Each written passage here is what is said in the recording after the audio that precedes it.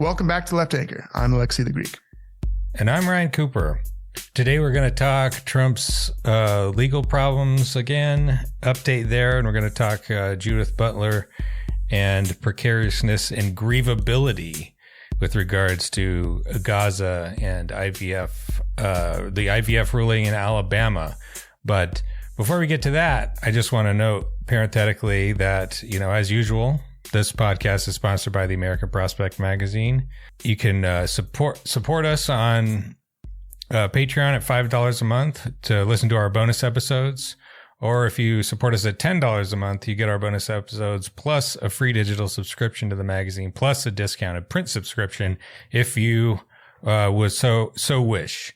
But yeah, with that out of the way, why don't we talk about Trump's accelerating catastrophic legal judgments before we dive into the more terrible. It's a beautiful thing. And before we get into the heavy stuff, it doesn't hurt to, whatever the opposite of grieving is, to celebrate, find joy in the suffering. There's probably a German word for that.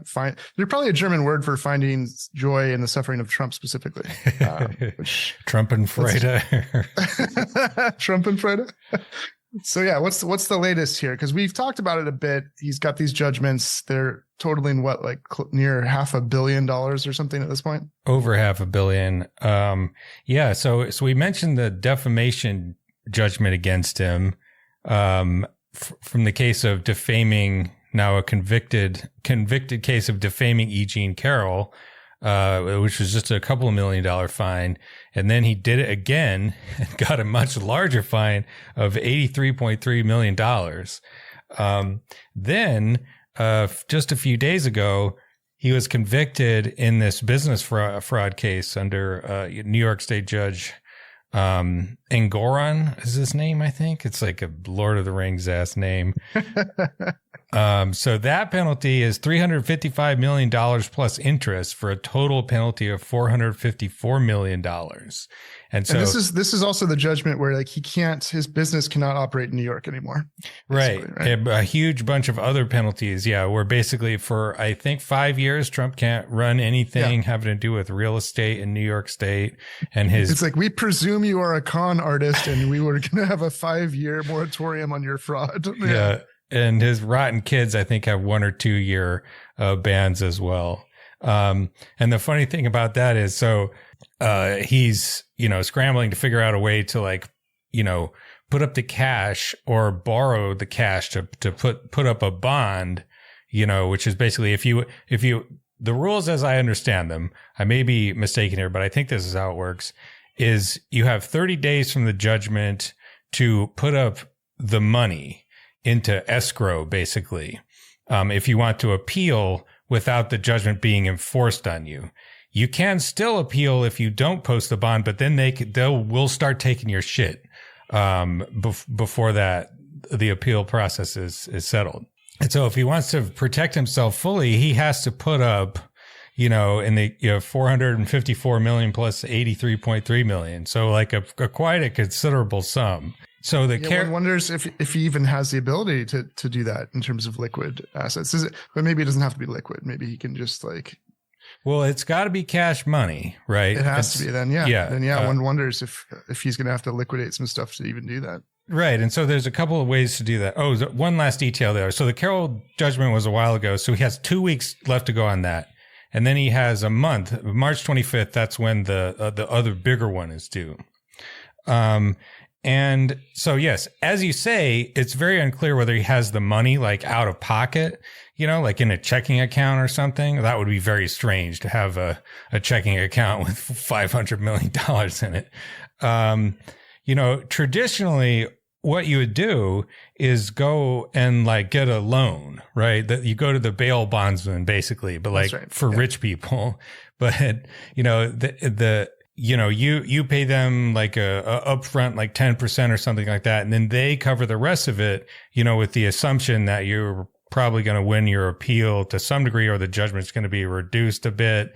And then, you won't be on the hook for the whole thing, but you still need to provide collateral that's worth, whatever that difference is between what you pay up front and what the bond company is covering. And that's a big amount of money. And Trump's main assets are all real estate. And the real kicker is he just got convicted in court for lying about the value of his real estate. So if you're a bail bonds company, you're like, am I going to put up $400 million to cover this fucking asshole? And nobody has any idea what his crappy shit is worth. Like it's so perfect. That's the next fraud case is actually the people that gave him the bail money coming after him for improperly valuing the assets that, Yeah. Well, that's entertaining. So we'll see what happens in a few weeks, I suppose, right? Yeah. Yeah. And there are certain other requirements too, actually, that like for some of his outstanding loans, he's like up to his eyeballs in other debt already. Deutsche Bank gave him a bunch of loans, have been like his banker for many years. But they require him to have a net worth of $2.5 billion and liquid assets of 50 million on hand at all times. So, if he goes below that by, drawing down to pay this judgment, that could spell problems. And the final thing is that there's a new state trial for falsifying business records that's starting on March 25th, the same day that the bond for the big judgment is due. That's the one from Manhattan District Attorney Alvin Bragg. It's like kind of complicated.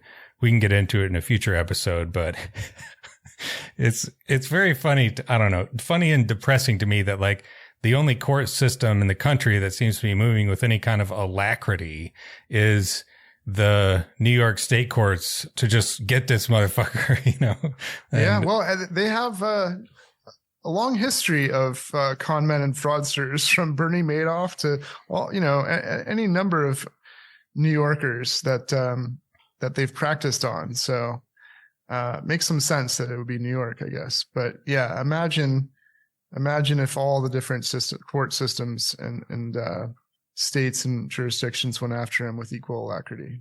That it's still nice to see someone when the dominoes start to fall and some accountability begins, that all of our impressions about just how much of a thug and fraud and con man Trump is being revealed to everyone. Not that it matters with people that want to vote for him, but it might on the margin. Yeah. And I think it's going to deflate his like reputation as the business genius expert. And I think also, he's going to be spending like half of his campaign contributions on legal fees and judgments against his estate. It'll disrupt his schedule as well, and his ability to go to, in and out of court. I can't, it's hard to say exactly. You look at polls, Nikki Haley seems to be like 10 points ahead of Biden, or 15 points up in Michigan. If she were actually the nominee, that might be very different. She's kind of like Mitt Romney and has a different set of unpopular opinions. But boy, imagine thinking Donald Trump's our man. He's our horse. We're going to bet everything on this guy. This guy is going to be in court for all of the campaign season in 2024. I don't know. Quite the contrast with the Democrats, just pissing themselves over whether who's the safest one? Who's the safest one? The safest one we picked last time. Now he's super fucking old. Oh no. How do we get rid of him? We can't, but let's panic about it. So yeah, but they also seem totally tone deaf to like the increasing number of groups that are objecting to Biden as the nominee, though, not just Arab Americans, but Black Americans and young people. And it just seems, we have, the latest protest of Biden. He's been having the ceasefire protests for so many of his speeches for however long. And now you have an active service member, 26-year-old service member from the Air Force, who in DC went in front of the Israeli embassy and lit himself on fire after saying, I'm about to do an extreme form of protest, and talking about the genocide and saying free Palestine. And so, I mean, this is now the second self-emulation in the United States in front of an Israeli embassy, the other one being in Atlanta. This is not a good sign for a party that prides itself in differentiating their nominee from the other old white guy, who's known for his violence and so forth. Not great. No, it's not, but I don't know. It's like Ezra Klein had that podcast episode where he spins out this, like, let's go back to the days of the brokered convention back in like the 1920s when like all the party bigwigs and the machine bosses would get together in a smoke-filled room and you just sort of give Biden the old heave-ho. And it's like, it hasn't worked like that for 60 years. There's no mechanism but here. They did the equivalent of that in backing Biden to defeat Bernie, of course. Like Biden was not the people's choice to any degree before they, coordinated everyone to drop out before Super Tuesday. So it's not like Biden is the choice of the people to begin with. Well, except he did win all the primaries or enough of them to get the delegates. After that fact. Right. Yeah. But that's how you would coordinate that sort of thing. You would have had to organize a primary challenger to him a year ago plus, and they didn't do it. And all the filing deadlines I don't know if you'd passed. have to, but like that would have been the traditional way to do it. Yeah. Right. Yeah. There's just not a plausible mechanism here. And I don't know. Like we have to, our imaginations are real pinched. If like it's, pressuring the elites to do the right thing is always a difficult task. But like if they had any sense of the real pressure, then they would find a way to replace him with someone. It's not like Biden's beloved or something. Step one in Ezra Klein's like program is convince Biden to drop out. And like that's the only plausible way I see to replace him is either he dies or he quits.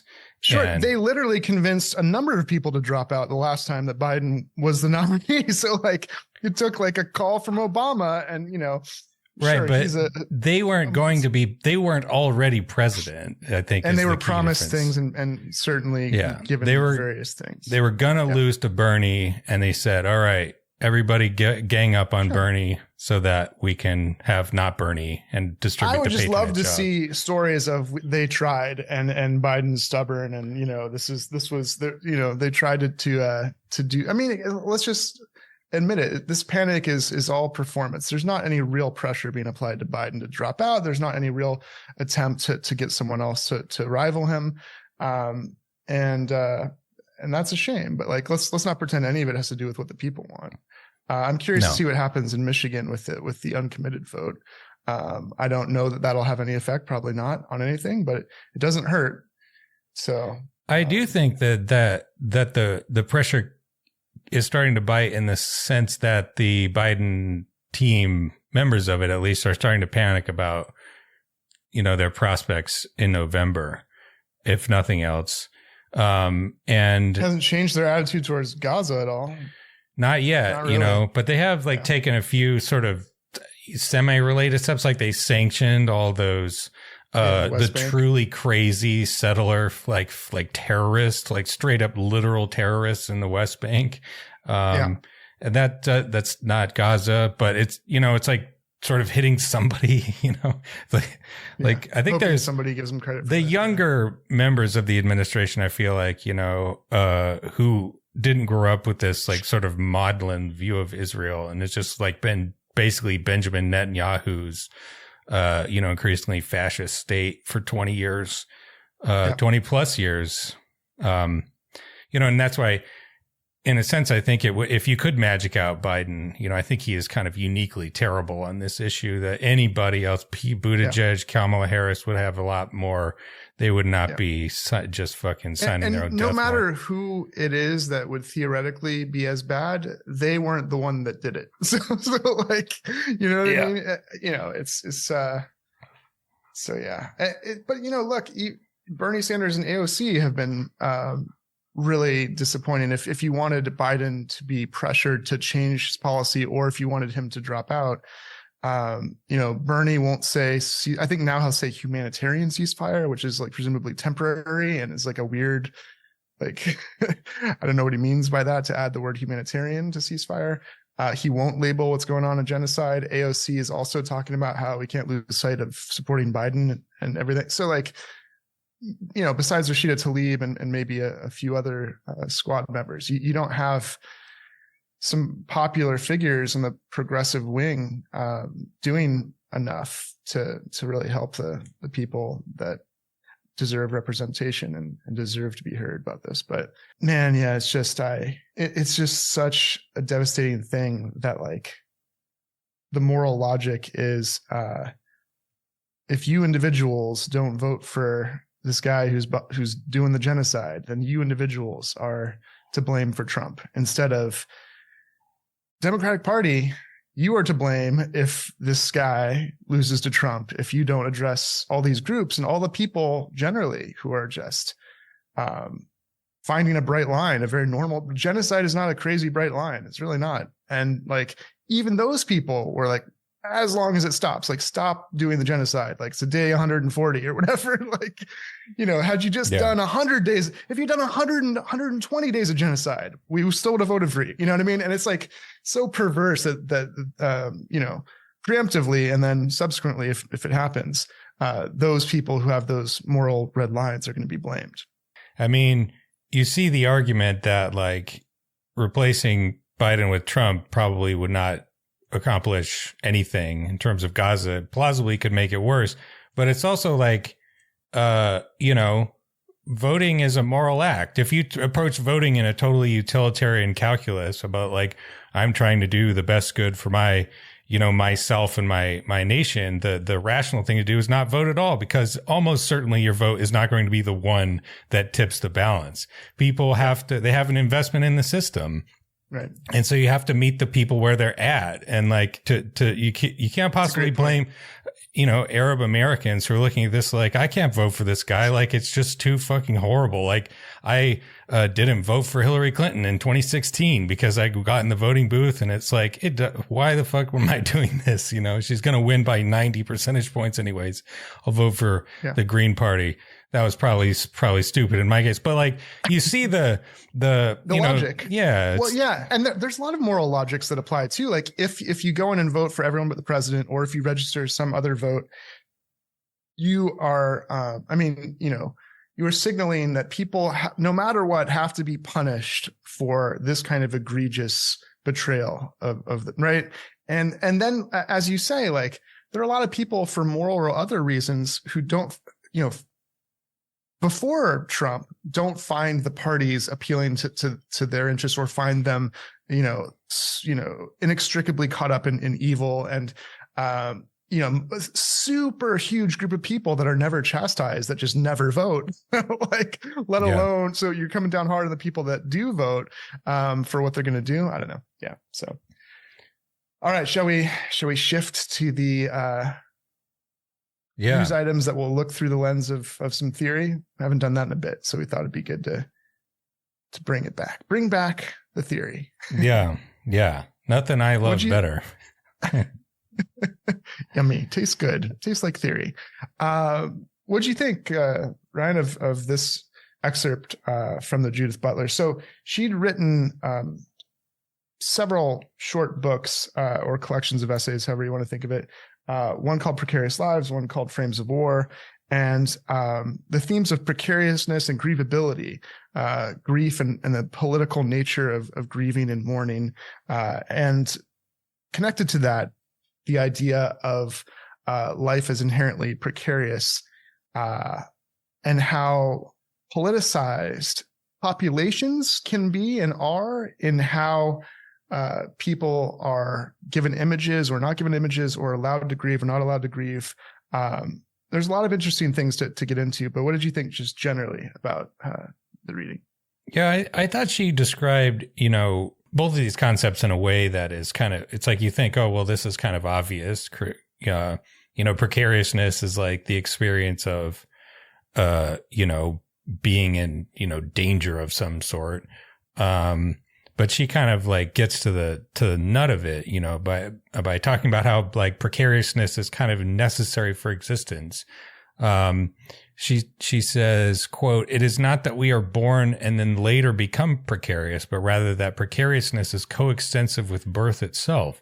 Birth is by definition precarious, which means that it matters whether or not this infant being survives, and that its survival is dependent on what we might call a social network of hands. Precisely because a living being may die, it is necessary to care for that being so that it may live." Yeah, Yeah. So just real quick there, what's cool about that opening idea is, so we know with birth, we have death, like mortality is baked in, we're finite, we're born, we die. But to also realize, which you, I think, are getting a firsthand experience of, that newborns, once you're born, you require all kinds of help and social support and all kinds of things if you are going to survive. That like the very conditions necessary for you to survive at all, let alone flourish, requires social reality and requires a political reality, as we'll see, right? But that's like an opening kind of statement of who we are and how we are immediately implicates the social and political, right? Yeah.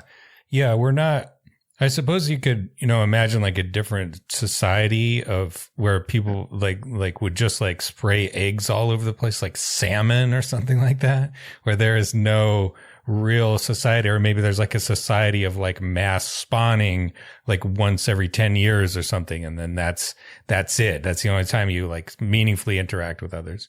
But yeah, as you say, nothing about handling a newborn, really drives home the interdependence of all human life. I mean, that's the one absolutely categorically undeniable place where your need and your existence could not possibly have happened without someone else helping you a lot. Right. An infant is just absolutely helpless. They can't do shit. They're terrible at everything. They can't totally think. Incompetent. They can't talk. They can barely see. They can't even eat right. They'll like take some chugs of breast milk, then throw it up all over my shirt. That could have just been poetic expression, though. Yeah. I don't know for sure. Yeah, or deliberate hostility. And as they get older, right? Like I was in Athens out and about, and I saw lots of squares in Athens where the kids are playing soccer, like 6-year-olds, 8-year-olds, whatnot. And two of them were kicking the ball back and forth, and one of them kicked it too far past the other and it went into the street. And so of course the dumb 6-year-old starts running after it. And some, non-related adults that saw this happening immediately intervened and grabbed the kid to stop the kid from running into the street and just said, okay, stop. I'm going to get the ball for you. Just like, because there's this idea of an obligation to protect lives that are, I mean, we are all inherently precarious, and we all depend on people. She points out people we know, people we kind of know, people we know really well, people we don't know at all, the kindness of strangers. Anyway, so like this is the beginning of the piece, I think, a little bit, is that like the realization that livable lives are precarious, and that precarity is general. It's not specific. It's generalized, and is therefore a kind of there's an egalitarianism, a kind of equality in our precariousness and in our duty to care for others and help each other through that precarity, right? And that then goes to the conditions that make a livable life socially and politically, right? Yeah. Yeah. I mean, I get into this in my book actually quite extensively. But yeah, if anybody existing in any sort of complex society now, it's like you can't deny how many other people had to do something for there to be like something in the grocery store for you to buy. When you want to feed your family, or for there to be such a thing as the United States dollar that you can exchange for those groceries at the grocery store. It's like this is decades and centuries and millennia of backbreaking political work and technology and all this other shit going on all around you, mostly by people you've never met and you'll never see. Ryan, you didn't build that. No, you didn't build it. You didn't. Yeah, this is one of my claims in the book, that even your business, you didn't build that mostly. You didn't build the conditions necessary for it to happen at all. It reminds me of the It's a Wonderful Life scene where like Jimmy Stewart is trying to save the savings and loan from going under in the kind of depression bank run situation, and he jumps over and he's like whoa, you're all thinking of it wrong. Your money is in his house and your money is in her house, and like it's all interconnected. We got to work together here. Yeah. But that, I think, it gets to the her notion of grievability, so for you to help someone with their precarious life, to help them fend off the precarity of existing, like my son, or like that guy you saw in the street protecting the 6-year-old from getting hit by a car. You have to. A woman, actually, gender assumption. Oh, sorry. I thought I heard guy. Sorry. Only men can rescue little kids from getting absolutely plastered by the thousands of motorcycles on the street of Athens. But in order for you to do that, you must recognize that life as grievable, that child, as something worth protecting, that it would be a tragedy and people would grieve if the child were to die. And that's, in part, that's right. Maybe there are other motivations too. You don't want to clean the blood off the sidewalk or whatever, but like you think fundamentally, that's the instinct that goes through people's heads. It's like, no, you must protect this child because it would be a tragedy and it would be terrible grief if the child were to be killed. And, she says, quote, "For the most part, we imagine that an infant comes into the world, is sustained in and by that world through to adulthood and old age, and finally dies. We imagine that when the child is wanted, there is celebration at the beginning of life, but there can be no celebration without an implicit understanding that the life is grievable, that it would be grieved if it were lost, and that this future anterior is installed as the condition of its life." That pretty much, you could sort of probably draw out the parallels from there yourself to some degree, I imagine. But she goes on to talk about, after 9/11, and you had, And here's the thing, right? Like, which lives we consider grievable, worthy of being mourned, and therefore which lives we consider as livable lives, as human life at all, really. That's affected, and literally it's like an affective thing. We feel that way or we don't.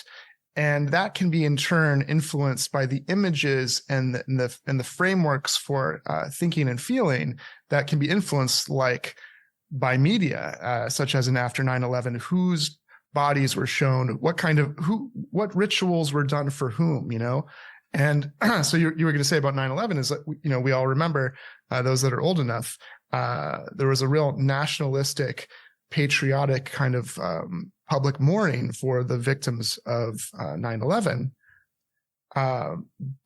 Once the war started, there was a lot of censorship and resistance to, it used to be you would see the caskets coming home. So forget for the moment even about the people that our soldiers are killing. Even our soldiers, were their deaths were censored, and reports about and images about the effects of war were controlled in a way, and that has a certain effect on the grievability of those lives lost in war. And so she kind of gets into that a little bit too. Yeah.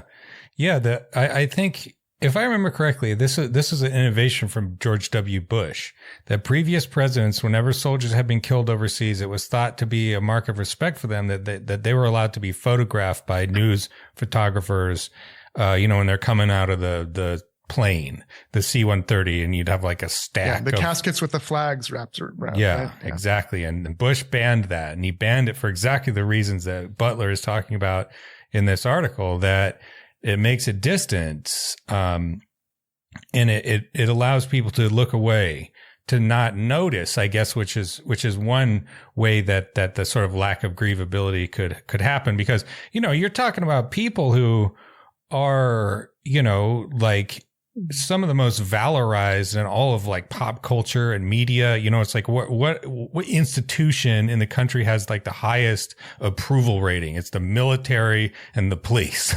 Military wins by a mile. It's like 75% approval rating, and the police are down by like 55%.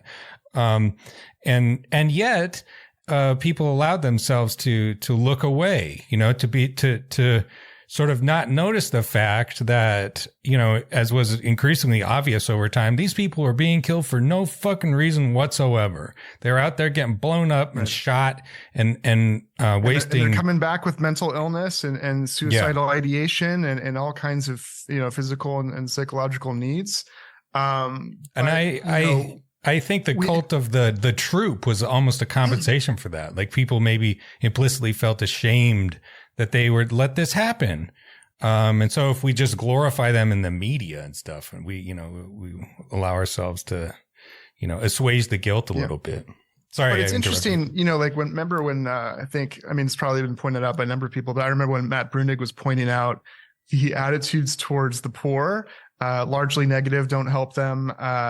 Then the attitudes towards veterans. Oh yes, do anything for veterans. And then he showed, well, this Venn diagram has a lot of overlap. There are a lot of veterans who are poor, and yet, you know, when you have images in the media of poor people, certainly not, you know, showing veterans in their army fatigues and whatnot. It's, you know, you have racialized and other kinds of frames that, you know, make people feel a certain way. Like that's a population that's not grievable, right? Those are not lives that really count. And then you think about the distancing in other ways, like pushing racialized populations, poor populations into ghettos, pushing old people into old people's homes, pushing people into prisons. You know, the suburbs that want to like escape confronting poverty and confronting populations in a way that, you know, you're going to have cognitive dissonance unless you're really good at, you know, thinking that this is not a real life, that you just step over a unhoused person, you know. A lot easier to just turn off the TV or the phone or, you know, control your images in the suburbs, right? And that, you know, the lack of attention applies way more to like the people of Afghanistan and Iraq who are being killed not in the thousands, but in the tens and hundreds of thousands, right. In a pointless, unwinnable war, you know, that never like should have been started. You know, just like in and people just turned away. You know, the media. There was one of the most maddening experiences of the first Biden administration was when they pulled out in all these troop humpers in the mainstream media, like Jake Tapper and Richard Engel, these type of guys, Jim Scudo, the CNN, I forget that might not be his name, but like suddenly they were really pissed off about Afghanistan after having like basically mentioned it like 5 minutes a year for the previous 15 years. It was like saturation coverage, just savaging Biden. How dare you, sir? How dare you? It was like the thing was a complete shit show from start to finish. Of course, the end was going to be a disaster. Of course, it's humiliating when the Taliban comes and like knocks over our tin pot little fake government in like 30 minutes, you know, but it's like, whose fault is that? Why did we waste all this time and money? Well, one reason is you guys didn't want to look. You couldn't admit to yourself what was happening. And so we just, you know, killed 250,000 people for no reason. You know, back to literally square one with the same people in charge of the country that we kicked out 20 years ago. I mean, God, I'm just getting mad again.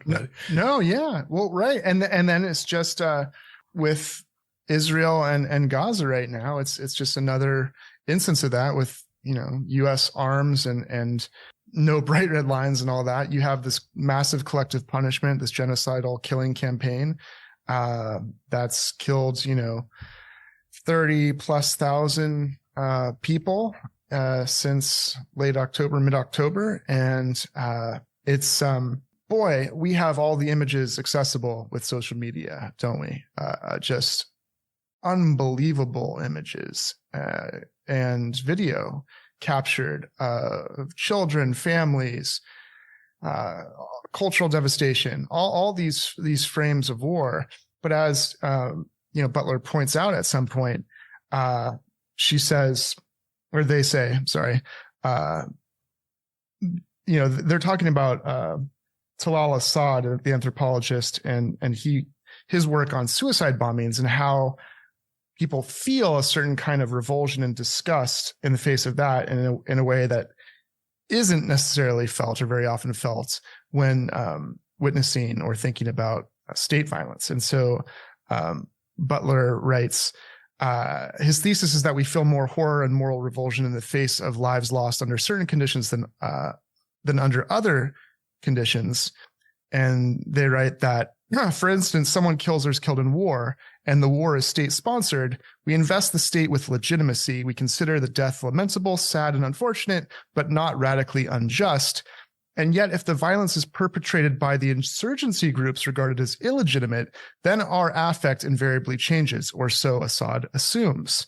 And so we could talk about, October 7th, and we could talk about Hamas and the kind of politicization of grieving and of the discourse around the lives lost on October 7th in Israel versus ever since the lives lost in Gaza and in the West Bank. And so Butler writes, it's clear that he is saying something important about the politics of moral responsiveness, namely that what we feel is in part conditioned by how we interpret the world around us, and how we interpret what we feel actually can and does alter the feeling itself. And then Butler writes, when a population appears as a direct threat to my life, they do not appear as lives, but as a threat to life. And this, of course, is how Netanyahu and others frame the collective punishment and genocidal actions as a defense of life, actually, right? This is all defensive. And the Palestinians literally are called, they're all Hamas. They're all Hamas. And so even the babies, the murdering of 13,000 plus children, the amputating of toddlers' limbs, the untold atrocities. Well, that's something done to a threat to life. That is not a taking of life or destruction of life. That is defense of life. And this is literally the narrative that's pushed. And for me, one of the only explanations I can see for how many people seem just not to care. I know there are people that care a lot, but they feel helpless and don't know what to do, or don't want, they think it's like a kind of pornography to look at all the bad images. And I get all that, but I think there's just a lot of people that are in favor of what's going on, or just don't care. And to so many people, it seems clear to me, obviously to many Israelis and the government, but also to a lot of Americans, all those Palestinians that are dead, injured, and are currently under siege, their lives are not grievable. And that's why I don't see the grieving, because they are not considered life, but threat to life. Yeah. Well, I think I would distinguish between two things. Basically you have what we were talking about earlier with the Americans in Afghanistan, especially towards the second half of the war, when basically it was getting no attention whatsoever, just this smoldering catastrophe that was just not getting any better year after year. And people just didn't pay attention to it. It was it was unpleasant to think about. And so that they would let's look away. And I think you're right. There's quite a bit of that going on with respect to Gaza. Frankly, I find it difficult to pay super, super close attention to everything, because it's just so fucking horrifying. But I think there's another aspect of this that is even more disturbing, that it's not that the population is not grievable in the sense that we sort of don't notice, or we pretend not to notice when they're being killed by the thousands. It's that it's good that they all need to die. Right. Sort of the shifting that all the way into genocide. And, the opinion polls within Israel, I was just watching a video about this by Sean, and he reminded me of that picture from 2014, an Operation Protective Edge, and they're bombing Gaza, of course, one of the many times. And Israelis had gone out to look. It was like a fireworks show. They took their white plastic chairs, beach chairs, and were sitting out on the sand and cheering. That's right. It's entertainment. As the fucking bombs blew up. And I think that attitude is ratcheted up by a factor of 100 in Israel today. It's just absolutely collective bloodlust on a scale that's frankly, Americans are sort of doing the not paying attention to that with respect to the Israeli attitude. You hear just straight up genocidal shit from people on the street and ministers in the government. And that they don't want to hear that either. No. And the soldiers parading around with like lingerie, the soldiers like running tanks over food and blowing up homes and celebrating. And it's beyond belief. Initially, I was going to say, don't forget that, genocide is often, especially, thinking about the Holocaust, accompanied by a justification that this group is a threat, right? And that even if it is bloodlust and even if it manifests as just extermination, it's extermination of, what the Nazis would call like a threat, something that is like destroying our people, our society, et cetera, et cetera.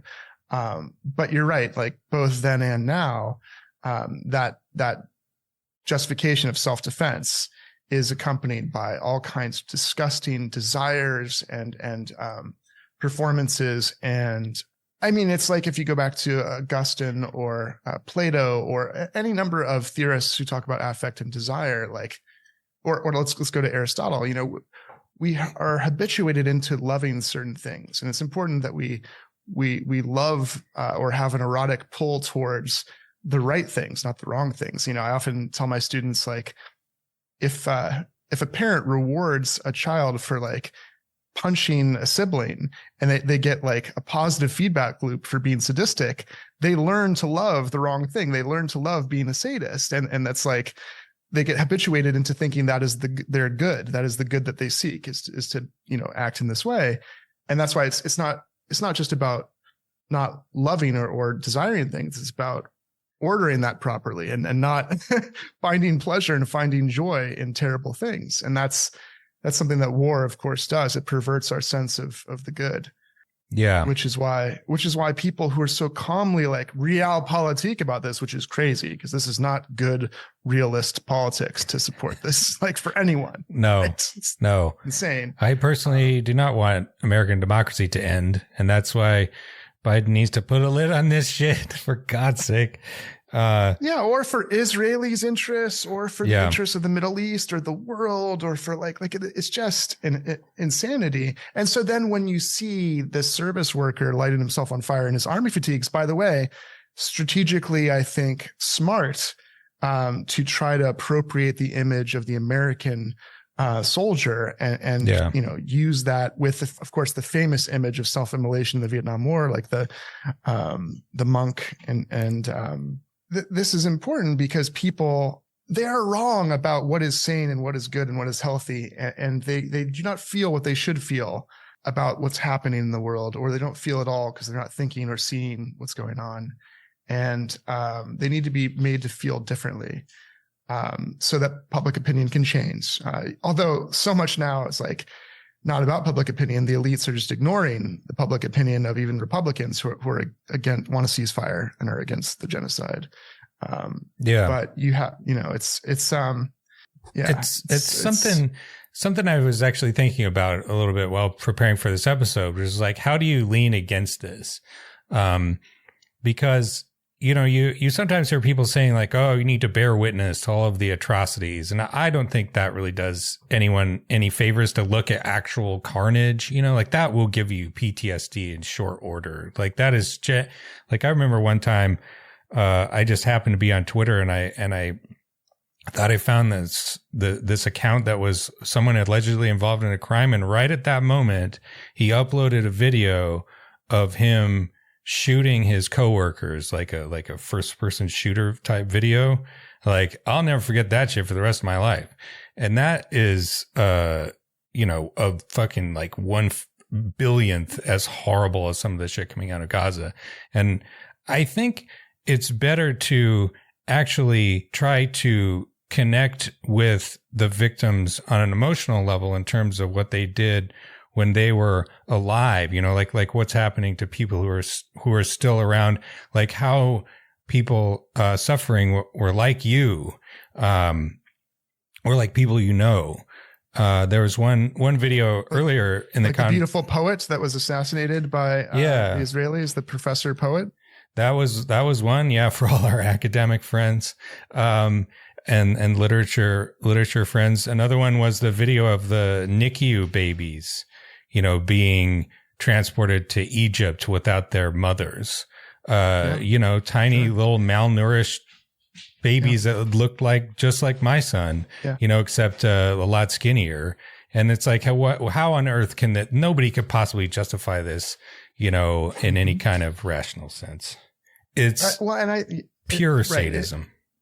And if those images do not move you, then there's something really rotten that can't readily be fixed in you. Yeah. Right? Like if, and there was, I do think though that the censorship of those images and the censorship around, so for example, this serviceman who lit himself on fire, I don't know that you need to see the whole video of him doing that to himself, but to see an image of just the fire, you don't see any disfigurement. You just see like the fire and the fatigues. But the headlines in the States have largely omitted or tried to refute the motivation for it, and also tried to label him mentally ill and tried to frame the story as not about Gaza, not about funding the genocide. And that's part of the reason is people, to the extent that they're paying attention to anything, are being influenced by that kind of censorship and that kind of narrative spin, right? Yeah.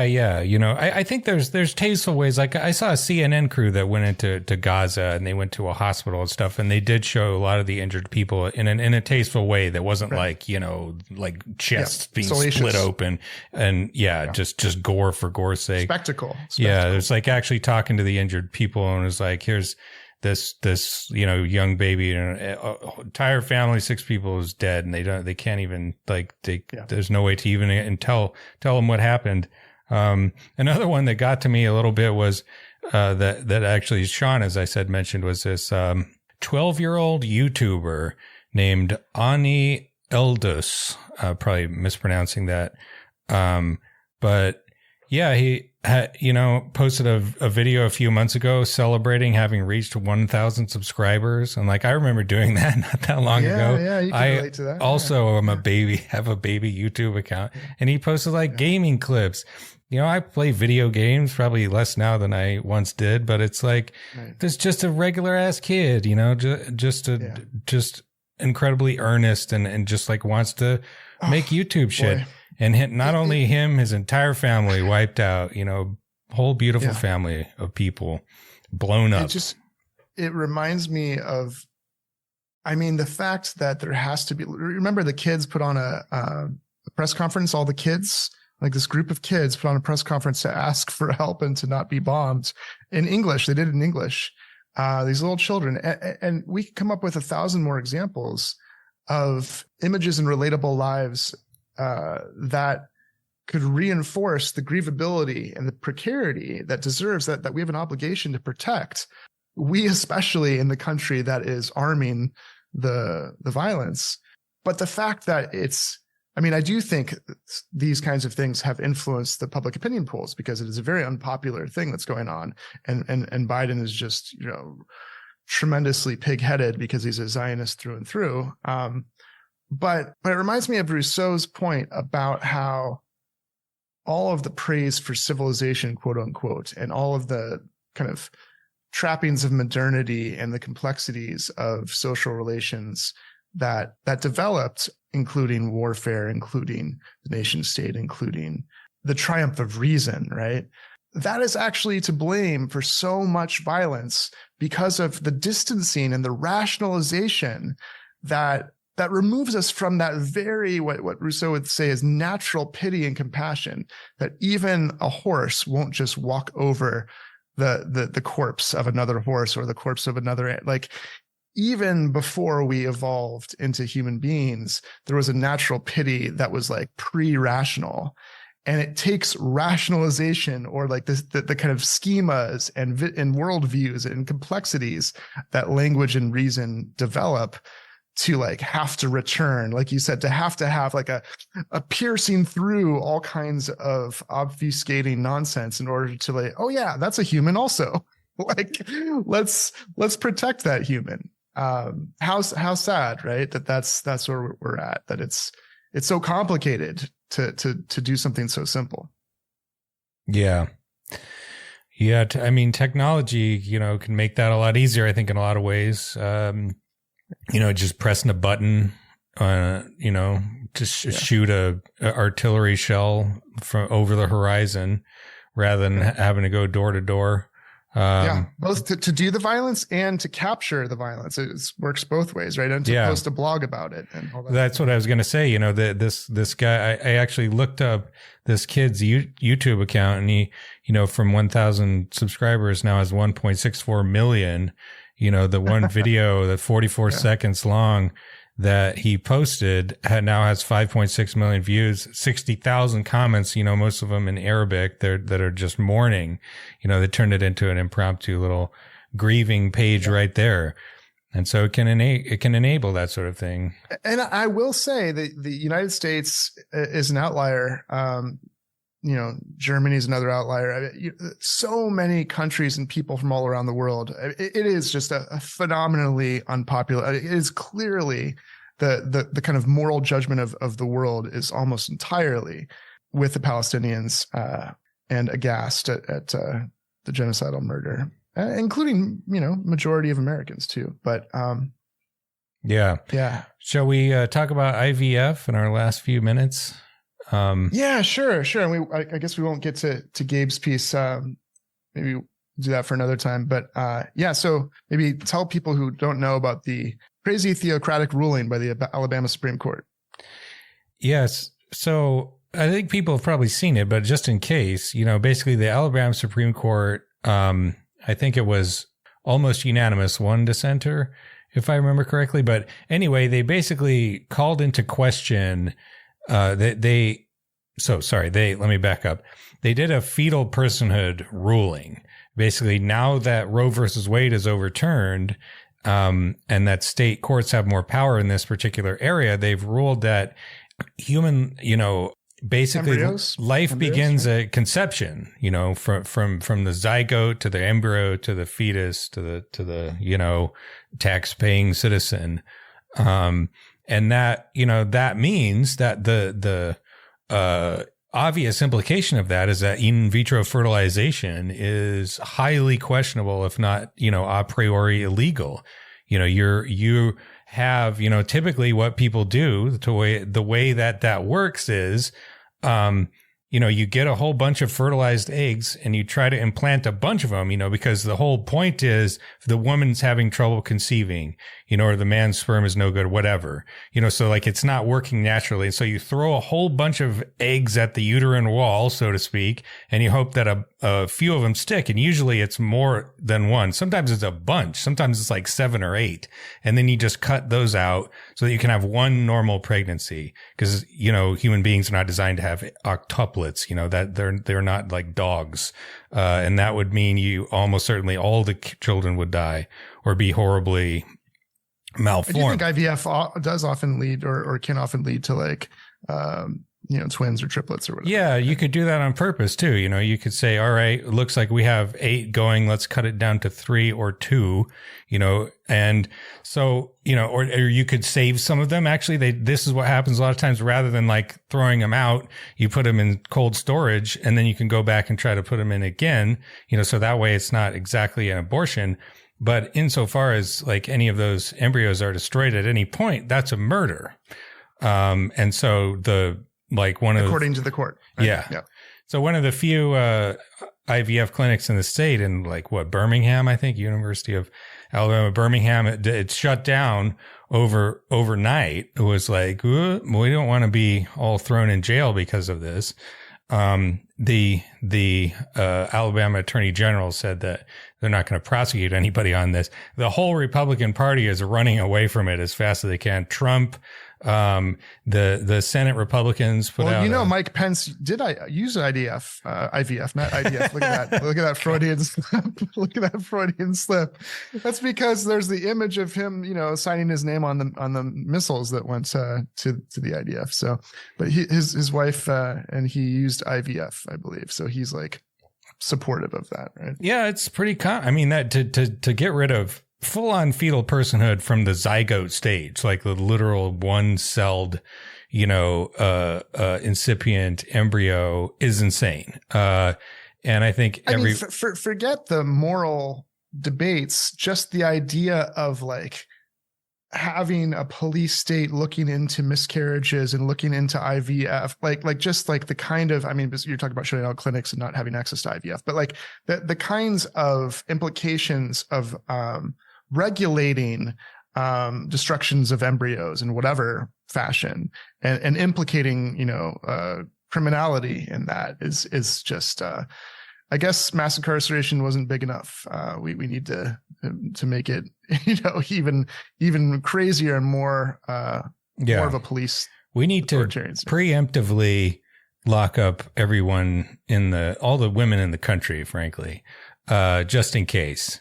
But the thing that I found interesting in this, to bring it back to the Butler piece, is that suppose that you grant fetal personhood for the sake of argument. The mother is still a person, and it's not obvious from a declaration of fetal personhood that the fetus's needs should predominate, especially in cases where the pregnancy is doomed anyway and it's going to kill the mother. Like, what notion of personhood does that implicate? And I think it's precisely this kind of grievability that in the Republican rubric, like mothers, pregnant women are not grievable in the same way that fertilized embryo in a test tube is. Oh, and once a baby is born, the Republicans do not care about grieving. And this kind of goes to the broader point about not thinking individualistically, like the ontology here is wrong, right?